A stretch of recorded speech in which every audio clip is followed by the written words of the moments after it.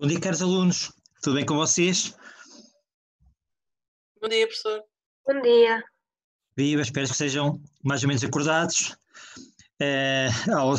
Primeira aula da semana, 9 da manhã, é um bocadinho cedo. Eu sei que nesta altura vocês devem estar preocupados com histologia, de maneira que resolvi entrar já para ver se terminamos a aula rapidamente, para vocês irem tomar um pequeno almoço e depois irem voltar ao estudo e prepararem-se então para a histologia logo à tarde. Esta aula prática é uma aula prática que inicialmente visava eu apresentar resultados e realmente fazer cálculos com vocês, mas sabendo que vocês estão a entrar em 2 semanas que são complicadas, esta semana e a próxima semana, resolvi no protocolo 7 e 8, os 2 últimos de bioquímica, não entrar em cálculos, não complicar as coisas para vocês não terem dificuldade em acompanhar-me e terem problemas com a falta de tempo. Bem que vou resumir estas aulas práticas, a 7 e 8, aulas essencialmente teórico-práticas, com poucos resultados, essencialmente falar das metodologias e falar um bocadinho das limitações de algumas metodologias, mas sem entrar em resultados e em cálculos, está bem? Esta aula prática, o protocolo 7, é um protocolo que está dentro dos capítulos do metabolismo dos compostos associados. É uma aula prática que visa essencialmente ver qual é o interesse da bioquímica metabólica a nível da prática clínica e por isso junta o metabolismo dos compostos associados à enzimologia clínica. É mais um protocolo para vocês verificarem a utilização da bioquímica metabólica na análise de algumas patologias, particularmente na detecção, na determinação de algumas patologias a nível dos animais. É um protocolo que tem, portanto, uma componente metabólica e, essencialmente, tem a ver com enzimas e com enzimas que estão associadas particularmente ao metabolismo dos aminoácidos. Portanto, dentro do metabolismo dos compostos associados, são enzimas que participam na metabolização quer de síntese, quer de degradação de aminoácidos. E vou passar já rapidamente para o PowerPoint, para falarmos um pouco sobre que enzimas são essas, que participam no metabolismo dos aminoácidos e que podem ser utilizados a nível dos laboratórios de análises clínicas para diagnóstico clínico. Vou partilhar com vocês então o PowerPoint.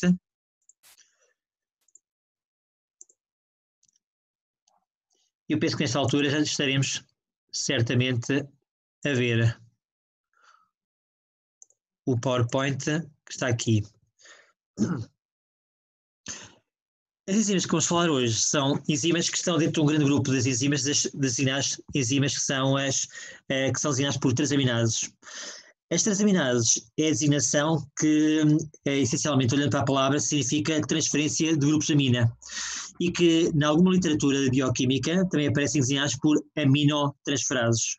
Portanto, transaminases, transferência de aminas ou de aminotransferases, é tudo a mesma coisa, está bem?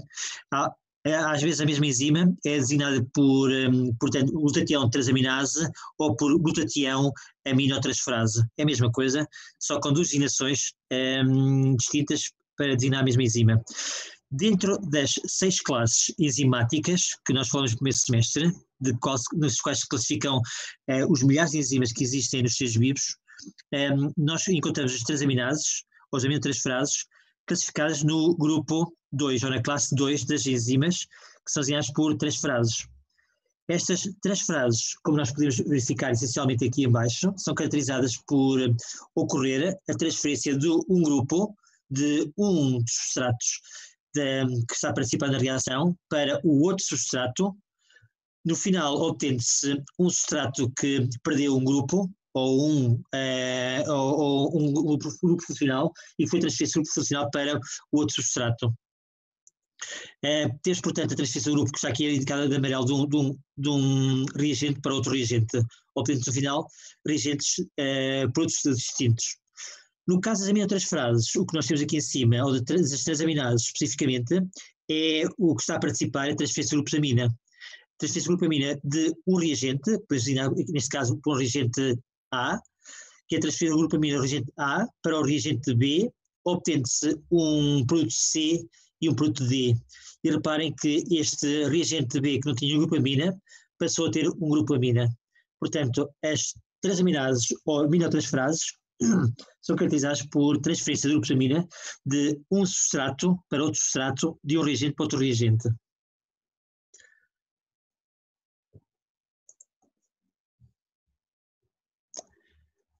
As enzimas que vamos falar hoje, estas transaminases, aumentam as frases. São duas. A primeira que vamos já de seguida falar, dentre as transaminases, é designada aspartato transaminase, que aparece frequentemente designada por AST, de aspartato transaminase. Em alguma literatura, esta aspartato transaminase, também designada por AST, aparece designada por ASAT, por ASAT, em que, nesse caso, estão a utilizar aspartato, amino, transferase. A, S, aspartato, o A, amino, e o T, transferase. Portanto, AST ou ASAT é a mesma coisa e está associada à enzima aspartato transaminase ou aspartato aminotransferase. Na literatura mais antiga, que ainda aparece na prática clínica, particularmente a nível médico, portanto, a nível de alguns livros de bioquímica clínica, também aparecem designações de GOT e SGOT. Vamos já ver qual é que é a razão destas designações, olhando essencialmente para que reações é que esta enzima catalisa. A aspartato transaminase é uma enzima que catalisa a reação do aminoácido aspartato com o alfa-cetoácido, que é o alfa-cetoglutarato, o vosso conhecido composto que participa no ciclo de Krebs. E o que estamos a verificar essencialmente é a transferência da grupamina do aspartato para o alfa-cetoglutarato, convertendo-se o aspartato em oxalacetato e o alfa-cetoglutarato convertendo-se em glutamato. Reparem que esta grupamina, que está aqui no glutamato, provém do aspartato. O aspartato transferiu para o alfa-cetoglutarato e aspartato converte-se em oxalacetato e alfa-cetoglutarato em glutamato. A enzima que catalisa esta reação é a tal aspartato aminotransferase ou aspartato transaminase, a tal AST ou ASAT. Esta enzima também é designada na literatura clínica mais antiga por GOT. Porquê?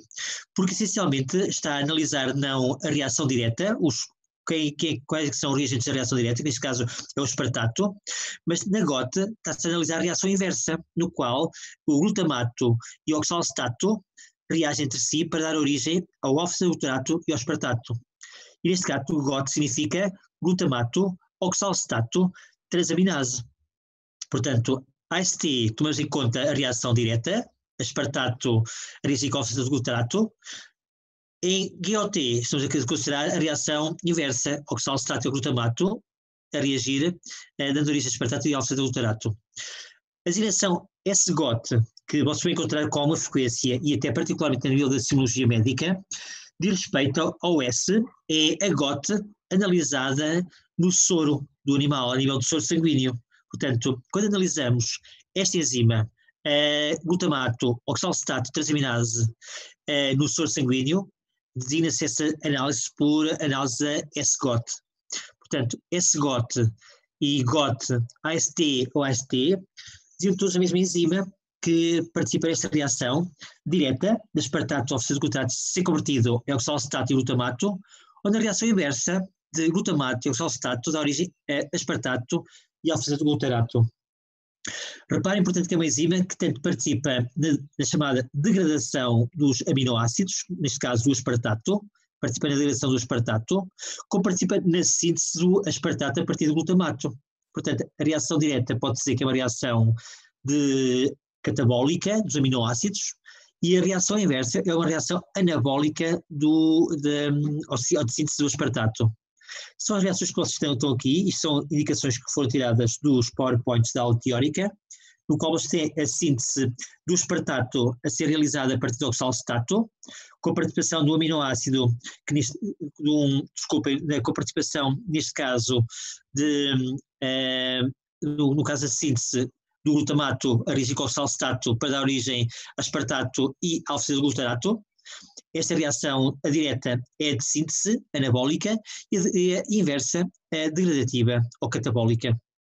O mesmo esquema vocês encontraram aqui a nível das aulas teóricas, no qual tem aqui o aspartato a ser convertido, a ser sintetizado a partir do oxalacetato pela tal transaminase. Nesta altura sabem que é então a aspartato transaminase, é a aspartato aminotransferase. A mesma enzima que permite a síntese do aspartato permite a sua degradação em oxalacetato e glutamato. Portanto, aqui temos a reação em que participa esta enzima aspartato transaminase. De referir que a nível dos códigos enzimáticos dos European Code Enzymatic, que são aqui indicados por EC number, o EC number, os números de código enzimático, o 2 significa que é uma transferase, este 6 que vem a seguir diz-nos que o que está a ser transferido é um grupo aminado, e a seguir o 1 que vem a seguir diz que o grupo aminado que é transferido é um grupo azotado, o 6 significa que é transferido um grupo azotado com azoto, e que o 1 a seguir diz que o grupo azotado que é transferido é um grupo amina. Portanto, o 2 é transferase, o 6 é um grupo azotado com azoto, e o 1 o grupo azotado que é transferido é um grupo amina. E o 1 é a identidade da enzima que é a AST. Portanto, o EC number diz logo qual é a enzima que é transferase, transfere grupos azotados, um grupo amina, e é a enzima aspartato transaminase.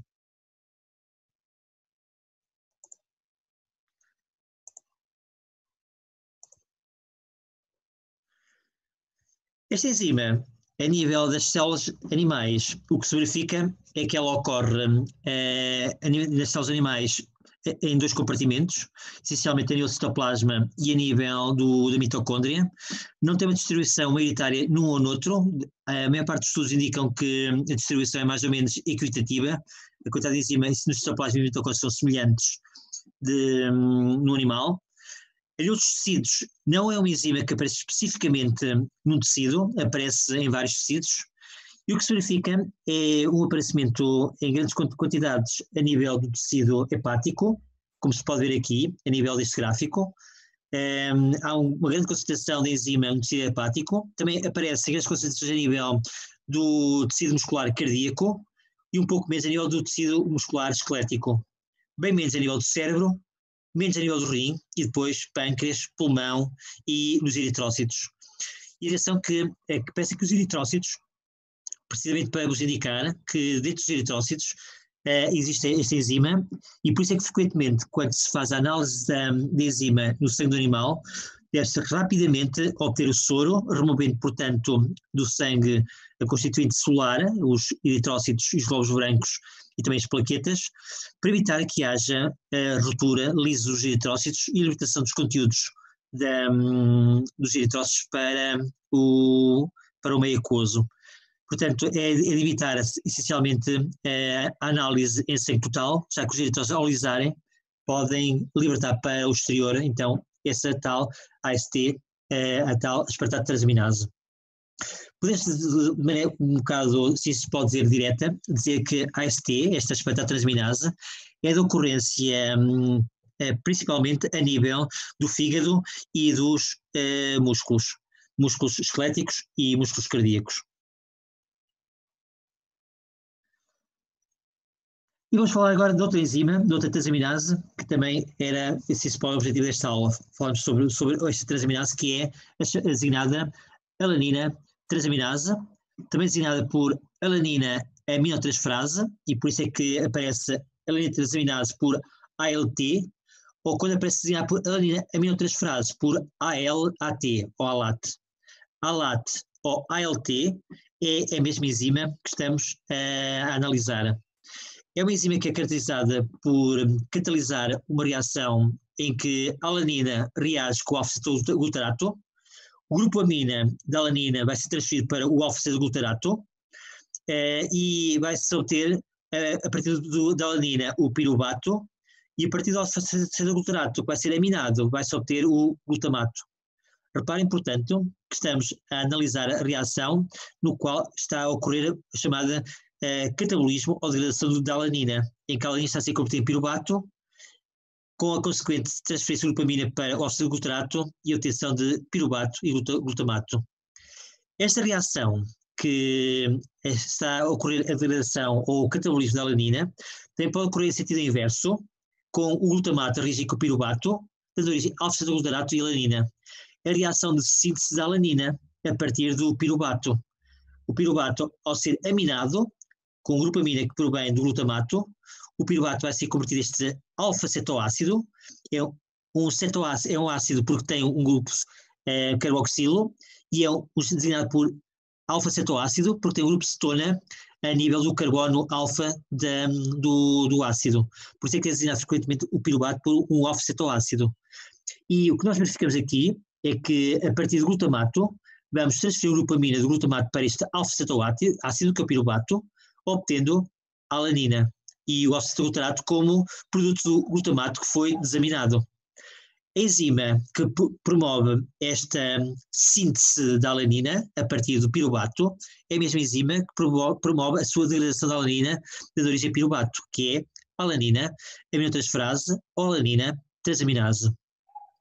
De referir que também aparecem designações a nível da literatura médica para esta enzima, como sejam a enzima GPT, que é glutamato piruvato transaminase, que neste caso, mais uma vez, estamos a analisar não a reação direta, baseada por alanina transaminase, mas a reação inversa, no qual temos o piruvato e o glutamato a reagir entre si, dando origem a estes produtos.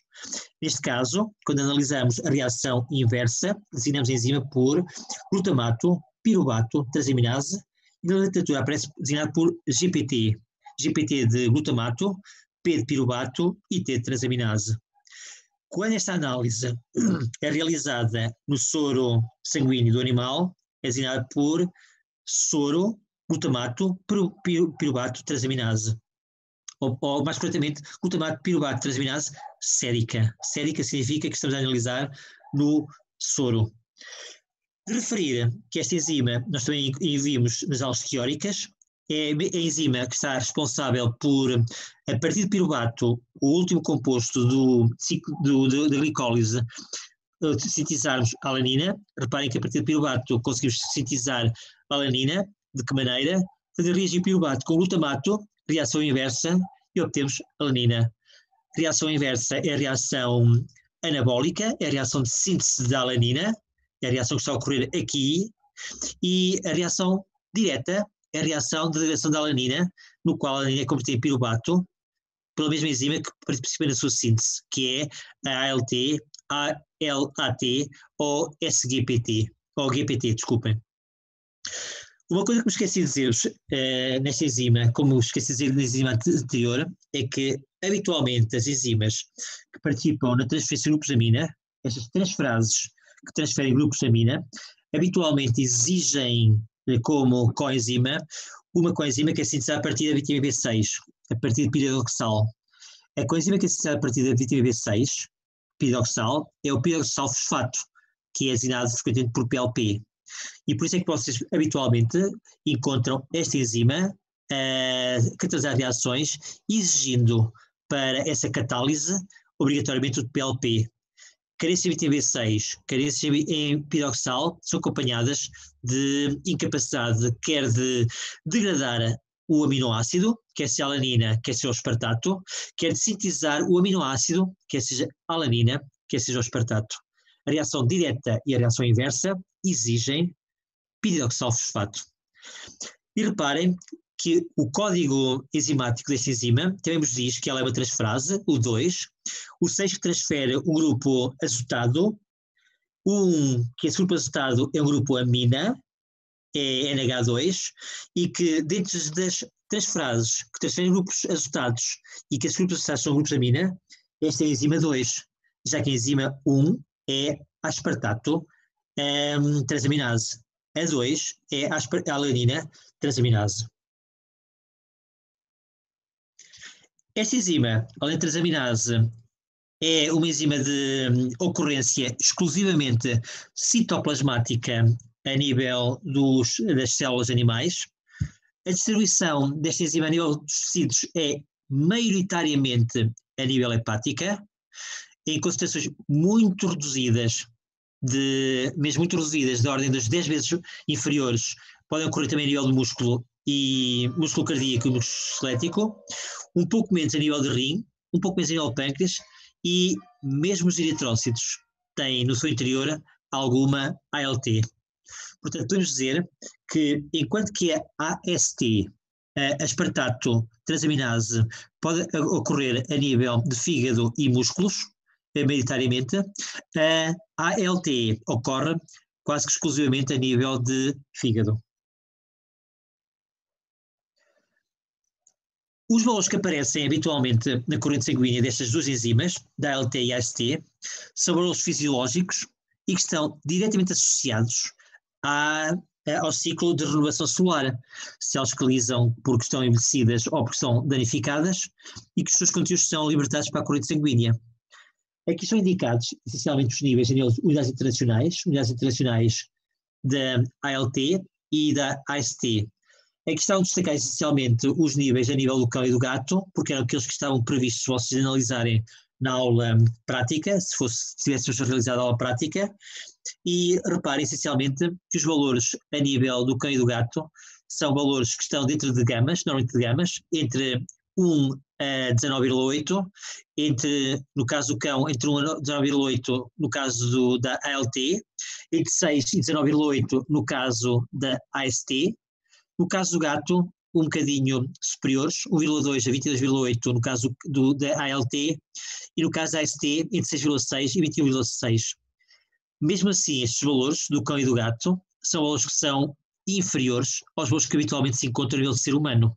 Reparem que no ser humano, curiosamente, existe uma distinção dos valores ditos normais ou fisiológicos, no caso dos homens e das mulheres, mas os valores médios são de ordem dos 35 e aqui mais 35, e esses valores de 35 unidades internacionais são sempre superiores àqueles que são encontrados a nível do cão ou do gato.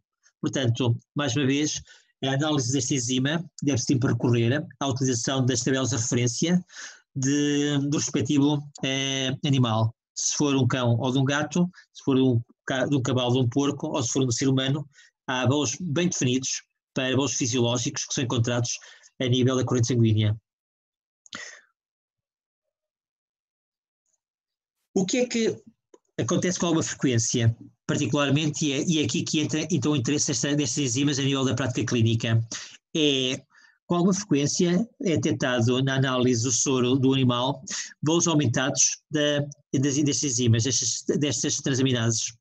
E o que é que nós podemos essencialmente dizer sobre isto?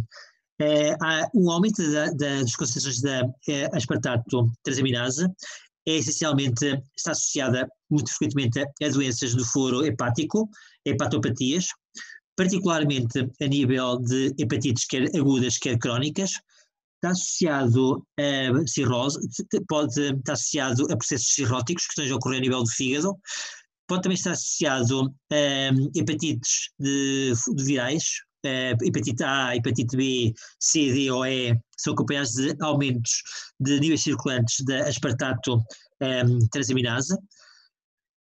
Sendo uma enzima que aparece não só em concentrações elevadas a nível do fígado, mas também a nível dos músculos, também em caso de haver patologias no qual ocorre lise das células musculares, também se vai verificar aumento da concentração circulante desta enzima.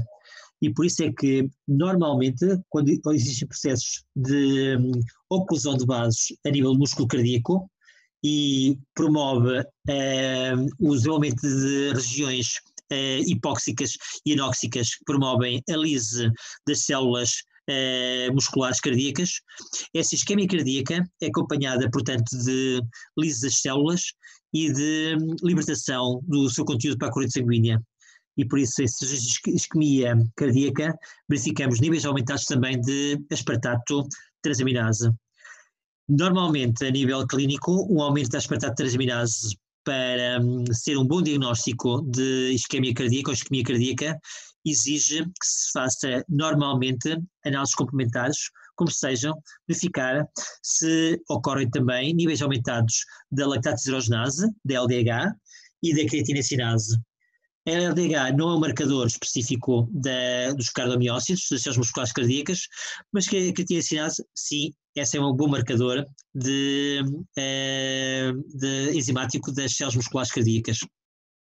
Portanto, após uma análise das transaminases asparticas da AST, se verificar que há níveis aumentados de AST, tem que se sempre fazer pelo menos a análise da LDH e da creatinacinase. Portanto, confirmações para diagnosticar a isquemia cardíaca. miopatias, doenças musculares, e estou a pensar, por exemplo, no caso da radomiólise, que é uma doença muscular esquelética, e que ocorre com alguma frequência a nível dos bovinos. Estas radomiólises ou miopatias são também acompanhadas de lisas células musculares esqueléticas e a libertação para a corrente sanguínea de aspartato transaminase. Então reparem, essencialmente, que hepatopatias e miopatias, no geral, são normalmente associadas à libertação para a corrente sanguínea de aspartato transaminase. De referir que esta enzima é particularmente um bom marcador molecular de patologias, quer nos seres humanos, quer a nível de suínos, quer a nível de equinos, quer a nível de caprinos, assim como a nível de cães e de gatos, por exemplo. Portanto, é um bom marcador, se se pode dizer, para qualquer animal a nível de análises clínicas. Contrariamente àquilo que vocês vão verificar no caso da alanina transaminase, que é um bom marcador molecular para os seres humanos, é um bom marcador molecular para cães ou para gatos, para diagnóstico de patologias a nível de cães e de gatos, como seres humanos, mas é um mau marcador para diagnóstico de doenças a nível de suínos, de equinos e de caprinos, já que, infelizmente, aquilo que se verifica é que, apesar da ALT ser designada como sendo uma enzima que a nível dos cães, dos gatos e do ser humano é de ocorrência essencialmente a nível de fígado, no caso dos porcos, dos cavalos e dos caprinos e das cabras, verifica-se que esta ALT não só parece aumentada a nível do fígado, mas também parece aumentada a nível dos músculos. Portanto, enquanto que nos seres humanos, nos cães e nos gatos, a enzima é predominantemente hepática, nestes animais a enzima é hepática e é muscular. Por isso é que é um marcador menos adequado para a análise de patologias em suínos, equinos e caprinos. Particularmente, o que se verifica é os aumentos desta enzima a nível do soro dos animais, particularmente do ser humano ou de um cão e do gato, estão frequentemente associados a doenças de foro hepático, quer sejam hepatites, quer sejam cirroses, quer sejam estetoses hepáticas, por exemplo. Qualquer hepatopatia que seja acompanhada de lise dos hepatócitos dá origem a níveis circulantes aumentados da enzima alanina transaminase, ALT. Com a frequência se faz a análise destas duas enzimas em simultâneo. Por isso é que, habitualmente, quando o clínico pede as análises das transaminases, pede das duas transaminases, da ALT e da AST.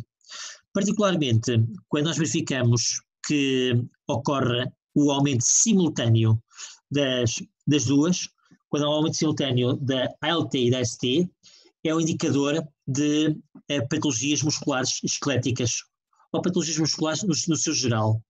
Porque se nós tivermos um aumento, por exemplo, só da ALT é um indicador de patologia hepática só por si. Para saber se esse aumento da ALT é realmente só de patologia de hepática ou é um problema a nível muscular, faz-se a análise também da AST. Portanto, quando se faz a análise da ALT e vem o aumento de níveis circulantes da ALT no animal, podemos dizer que provavelmente será uma patologia hepática. Se analisarem a AST o valor for baixo, está confirmado que a patologia que está em curso no animal é uma patologia hepática. Mas se o valor da AST for elevado, não é uma patologia hepática que o animal que está a se verificar no animal, mas sim uma patologia muscular.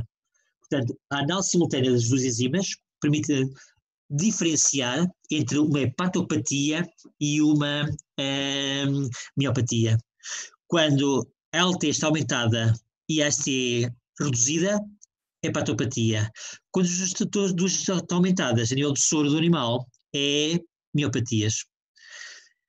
Com alguma frequência é feita a análise nos laboratórios de análises clínicas de uma razão, quer dizer, por razão de Wrightis.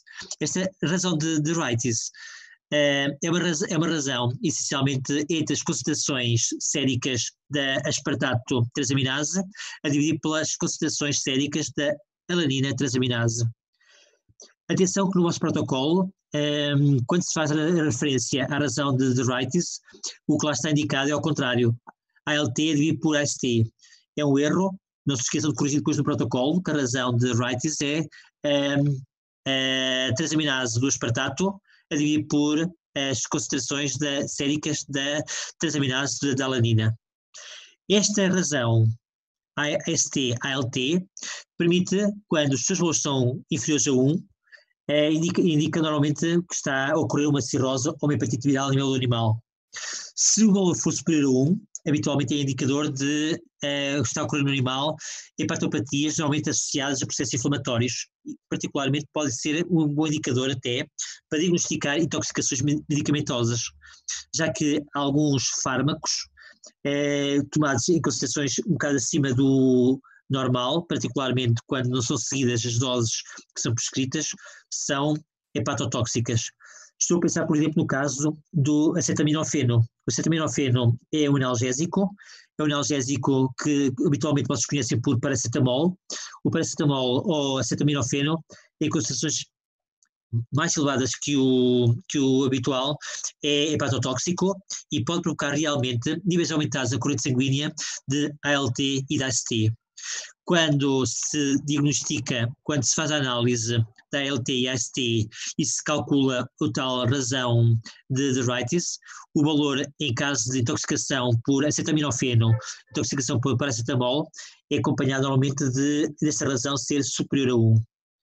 Atenção que, em alguma literatura das análises clínicas laboratoriais, esta razão AST-ALT vem como valor indicador o superior a 1 ou inferior a 1. Noutros livros de análises clínicas, o que aparece não é 1, mas é 2. É inferior a 2 é indicador de cirrose e hepatites virais, por exemplo, e superior a 2, hepatopatias associadas a inflamações, por exemplo, associadas a intoxicações medicamentosas.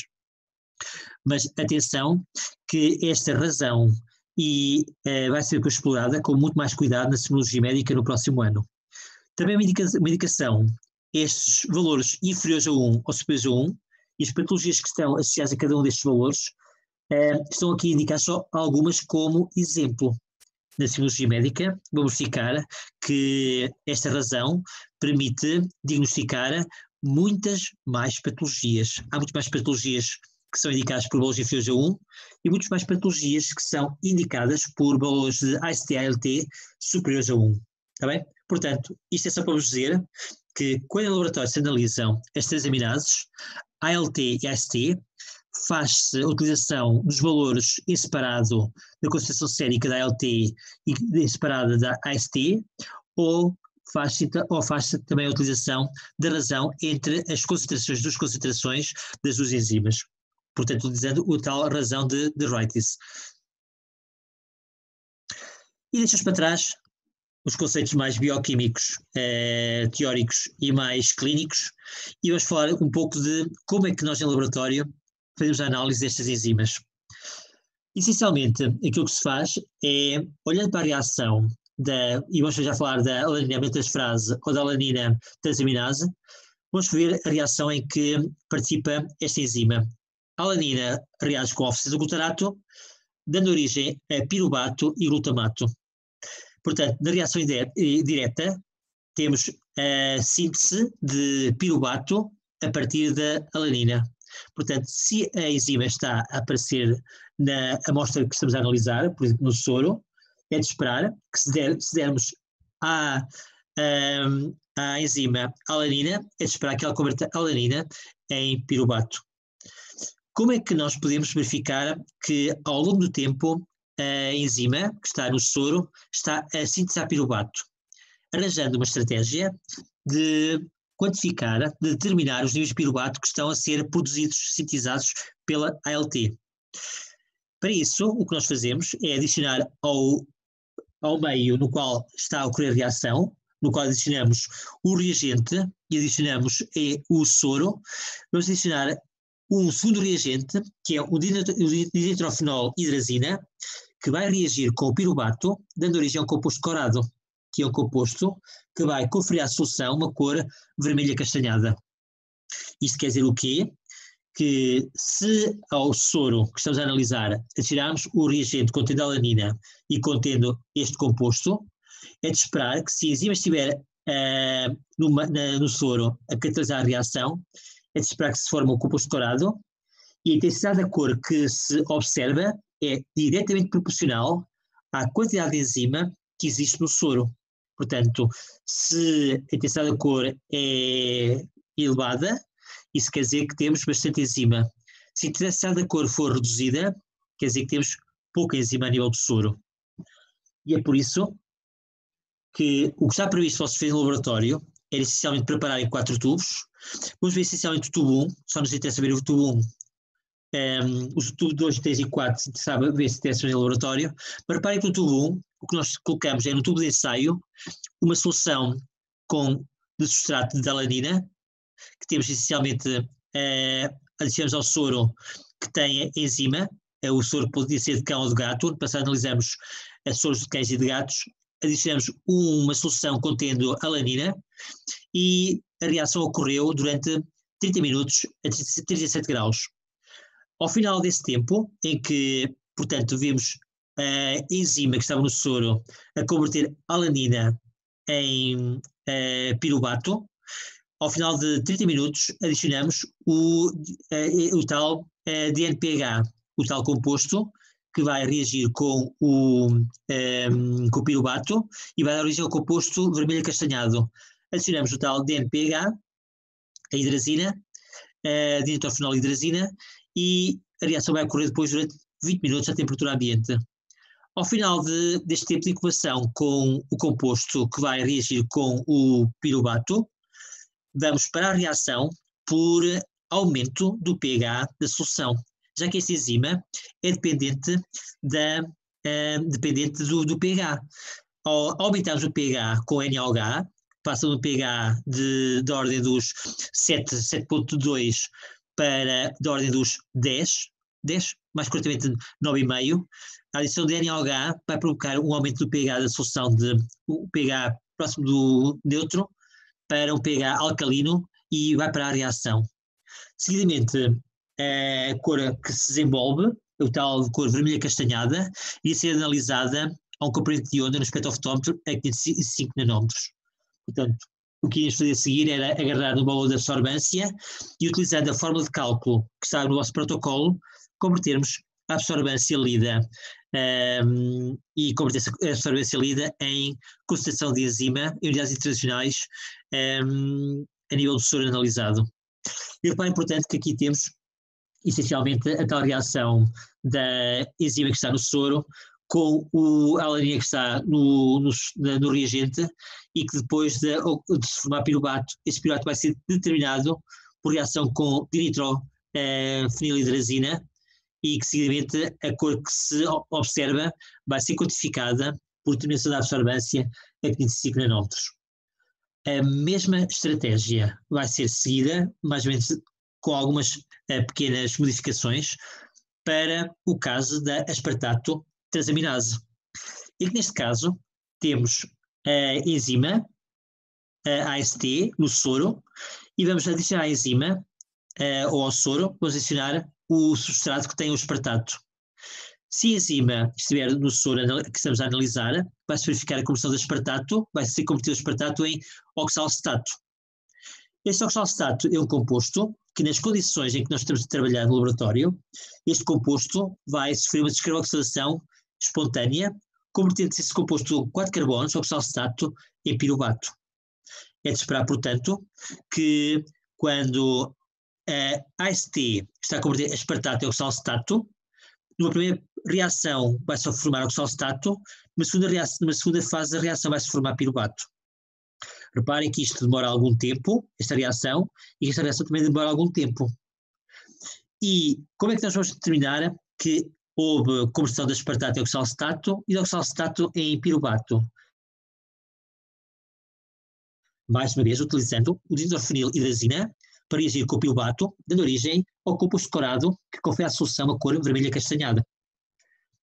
E é por isso que nós no laboratório fazemos uma estratégia de análise muito semelhante à da alanina transaminase, com algumas diferenças. Reparem que neste caso, ao soro que estamos a analisar AST, vamos adicionar um substrato que tem aspartato. Vamos dar essencialmente tempo para que ocorra a reação de conversão de aspartato em oxalcetato, que demora mais vezes meia hora, e depois mais meia hora para converter o oxalcetato em piruvato. E reparem que aqui o tempo de incubação é 60 minutos, o que é o dobro do tempo que nós utilizamos para a análise da ALT. ALT, para convertermos a alanina em piruvato, 30 minutos, e depois para converter o piruvato, no caso aqui, para convertermos o oxalcetato em piruvato, mais 30 minutos. Temos aqui, portanto, 30 minutos para ocorrer a reação direta e depois mais 30 minutos para ocorrer a conversão do oxalcetato em piruvato. E por isso é que aqui o tempo de equação é 60 minutos. Ao final de 60 minutos é de esperar que tenha ocorrido a conversão de aspartato em oxalcetato, oxalcetato em piruvato e agora sim, com o piruvato formado, adicionar o ditorfenilhidrazina, a reação da ditorfenilhidrazina com o piruvato, dando origem ao composto corado, que confere à solução uma cor vermelha castanhada. Para que essa reação ocorra, damos 20 minutos de incubação à temperatura ambiente e ao final dos 20 minutos de incubação vamos para a reação por alcalinização do meio de reação. Passa de um pH próximo de 7 para um pH próximo de 10 e essa alcalinização para a reação e permite, decididamente, quantificar a intensidade da cor da solução que foi obtida. Essa quantificação é feita a 505 nanómetros no espectrofótometro. Utilizando a forma de cálculo que está no vosso protocolo, depois é fácil converter então a absorbância lida no espectrofótometro 505 nanómetros em unidades internacionais de enzima que aparece no soro que está a ser analisado, ou de cão ou de gato. Essencialmente, o que tínhamos para vos falar era isto. O que retirei da aula de hoje foi apresentar-vos os resultados e os cálculos, já que, como eu vos disse, são semanas que para vocês vão ser complicadas e que não vale a pena estarmos a aumentar o grau de dificuldade com mais cálculos neste protocolo, mas o que vos peço acima de tudo é que, perante aquilo que está no protocolo, que este protocolo é pequeno, é um protocolo com 9 páginas, e que são as 5 primeiras páginas que vos interessam, já que as páginas finais são do procedimento experimental, em pormenor. As primeiras 5 ou 6 páginas têm as introduções teóricas da componente bioquímica, da componente bioquímica clínica, e depois tem no final do protocolo alguns produtos que têm a ver com estas componentes teórica e teórico-clínica. São perguntas simples, que a maior parte delas são fáceis de responder com a leitura do protocolo das páginas iniciais. São perguntas essencialmente a falar de reações em que participam os 3 aminases, a falar essencialmente de distribuição a nível dos tecidos e a nível das células. Fala-vos da importância a nível clínico da AST e da ALT. Aquilo que eu vos disse está desenvolvido também no vosso protocolo naquelas páginas iniciais. Fala-vos da razão de arthritis, qual é que é o interesse a nível do diagnóstico diferencial de doenças hepáticas, e fala-vos um bocadinho também sobre as precauções que devem ser tomadas durante a obtenção da amostra de sangue para a determinação dos níveis sanguíneos de transaminases. Estas precauções é essencialmente aquilo que eu vos disse, de que não se esqueçam que estes transaminases também existem dentro dos eritrócitos. Portanto, quando estão a obter amostras de sangue para a análise de transaminases, têm que garantir que não ocorre lise dos eritrócitos.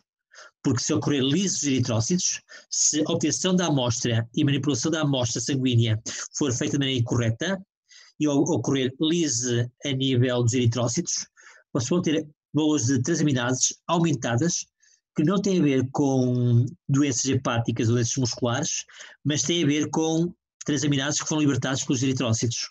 A manipulação incorreta das amostras de sangue conduzem a resultados erróneos, que não estão diretamente associados às patologias que vocês estão a analisar, hepatopatias ou miopatias. No caso querem saber alguma coisa mais sobre este assunto, a referência a nível do Guia Prático de Análises Clínicas é um guia que existe em português, particularmente aplicado, claro, à componente humana, tem importâncias determinadas no diagnóstico de hepatopatias e miopatias a nível humano. Há interesse destas análises a nível dos animais, a nível veterinário, está no CANECO, Clinical Biochemistry of Domestic Animals. Tem lá as tabelas de referência para os vários animais e o interesse das examinados para os vários animais. A nível de prática laboratorial, do protocolo, da abordagem que é realizada, utiliza-se essencialmente dois livros de bioquímica clínica, que são o Moanti e o Vasudevhan. São dois livros que têm práticas de bioquímica clínica e que são bons para saberem qual é que é a abordagem laboratorial que é feita para analisar as transaminases, quer seja a alanina transaminase, quer seja a aspartato transaminase. A nível de aula prática, esta aula prática resume-se essencialmente a isto. Uma aula prática muito rápida. A nível laboratório, também era uma aula prática muito rápida, como puderam ver, daquilo que eu vos mostrei das tabelas. Eram tabelas essencialmente com 4 tubos de análise para uma enzima e 4 tubos de análise para outra enzima, e que tinham equações de meia hora e de 1 hora. Era um protocolo muito simples, tinha muitos tempos mortos, aquelas equações de meia hora e 1 hora permitiam que vocês descansassem, estudassem ou que fossem apanhar ar enquanto ocorria a incubação. É um protocolo simples, não tem muito que se diga, no entanto exige que vocês depois com mais calma em casa leiam a introdução teórica e teórico-prática para responder às perguntas. Eu, a nível do teste, não vou fugir muitas perguntas, está bem? Destas perguntas que estão a nível deste protocolo. Portanto, resultados práticos não vão ter de certeza, vão ter essencialmente perguntas teóricas e teórico-práticas. A nível de protocolo, estamos terminados. Antes de encerrar a aula, só chamar a atenção para então, a marcação de presenças.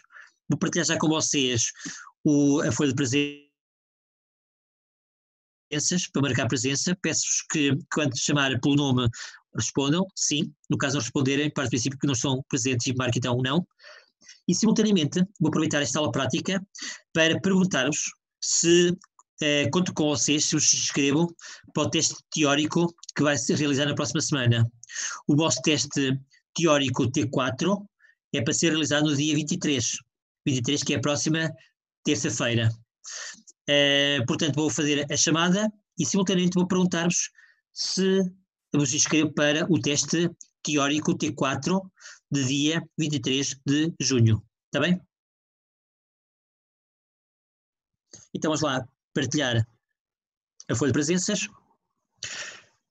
E foi chamado então primeiro Alexandra Martins. Bom dia, professor. Bom dia. Alexandra, posso contar contigo para o teste? Sim. Sim? Marcar com o amarelo, teste T4. Vou marcar aqui à frente. Então, teste T4, a inscrição. Deixa-me só colocar então isto aqui de maneira mais bonitinha. Colocar isto aqui centrado. Aqui devia ser um azul que é, acho que é este azul, e é bold. Tem que ser maior. Isto está. Então, Alexandra Martins está. Ana Gabriela Moraes. Bom dia, professor. Bom dia, Gabriela. Posso contar contigo para o teste 4? Sim. Então, inscrição realizada. Ana Margarida Fernandes. Margarida Fernandes. Bom dia, professor. Bom dia. Inscrição para o teste prático. Sim. Teórico, desculpa, T4? Sim, professor. Inscrita? Está bem, estás inscrita então. Beatriz Pereira. Bom dia, professor. Bom dia. Inscrita para o teste T4? Sim. Inscrita. Catarina Viveiros. Bom dia. Bom dia, Catarina. Inscrita para o teste T4? Sim, só chover. Inscrita. Ivo Lopes. Bom dia, professor. Bom dia, Ivo. Inscrito para o teste T4? Sim. Inscrição realizada. Jéssica Cunha. Bom dia. Jéssica. Bom dia. Sim, bom dia. Jéssica, inscrito para o teste T4? Sim. Inscrição realizada. Joana Martins? Não. Joana Martins? Não. E não está inscrita. E Leonor Silva? Bom dia, professor. Bom dia, Leonor. Inscrito para o teste T4? Sim, só favor. Inscrição feita. Obrigada. Luísa Maia Gonçalves? Bom dia, professor. Bom dia, Luísa. Inscrito para o teste T4? Sim. Inscrição realizada. Margarida Moreira? Bom dia, professor. Bom dia, Margarida. Inscrito para o teste T4? Sim. Inscrição realizada. Maria Beatriz Vieira? Bom dia, professor. Bom dia, obrigado. E inscrito para o teste T4? Sim, por favor. Beatriz? Inscrição feita. Vitória Gaspar? Vitória? Maria Vitória Gaspar? Oi, não está? Não está. E depois tenho que perguntar amanhã na aula teórica se ela quer inscrição para o teste T4.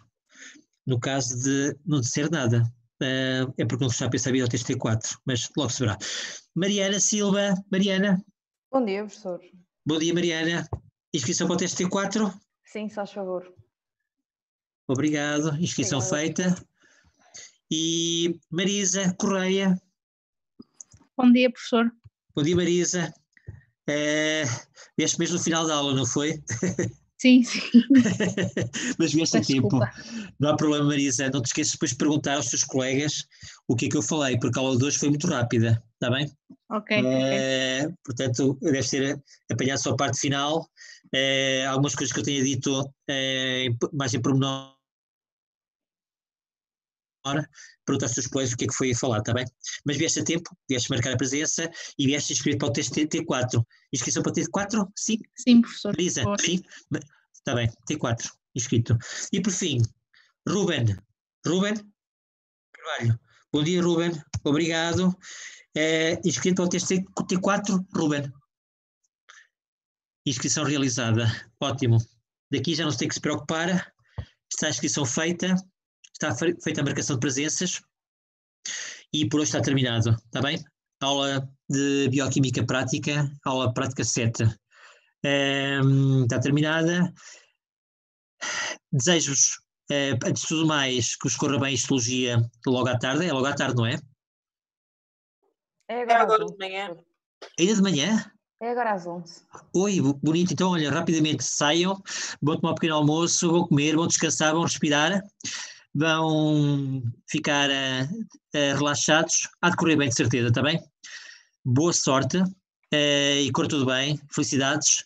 Vejo-vos amanhã na aula teórica, está bem? Se quiserem aparecer. Se não, na próxima semana, certo? Corra tudo bem, felicidades e até breve. Está bem? Obrigada, Amanhã, professor. professor. Obrigada. Olá, professor.